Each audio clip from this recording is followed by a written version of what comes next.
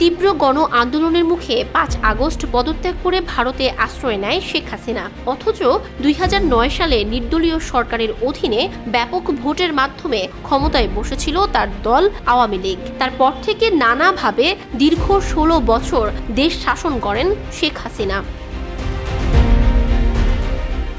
অথচ গণ আন্দোলনের চাপে মাত্র ৪৫ মিনিটের মধ্যে শেখ হাসিনা ছোট বোন রেহানাকে নিয়ে দেশ ছেড়ে পালিয়ে যেতে বাধ্য হন। আর তখন থেকে দিল্লির কাছে গাজিয়াবাদের হিন্দন বায়ুসেনা ঘাঁটিতেই রয়েছেন তিনি। জানা যায়, হাতে নামমাত্র সময় পাওয়ায় দেশ ছাড়ার সময় জামাকাপড়, নিত্য ব্যবহৃত জিনিসপত্র কিছুই নিয়ে যেতে পারেননি তিনি।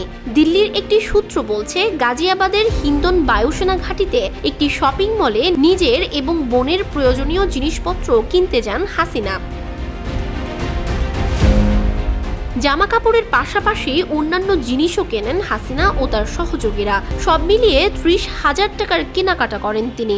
ভারতীয় মুদ্রাতেই দাম মেটাতে গিয়ে পড়েন মহা বিপাকে। শর্ট দেখা দেয় কিছু ইন্ডিয়ান রুপিতে। শেষমেশ বাংলাদেশের মুদ্রা দিয়ে বাকি দাম মিটিয়ে দেন তিনি। শেখ হাসিনার পাসপোর্টের মেয়াদ শেষ হওয়ায় এক প্রকার অবৈধভাবে ভারতে রয়েছেন তিনি। এদিকে রেহানা ব্রিটেনের নাগরিক। রেহানার কন্যা টিউলিপ সেখানকার মন্ত্রী।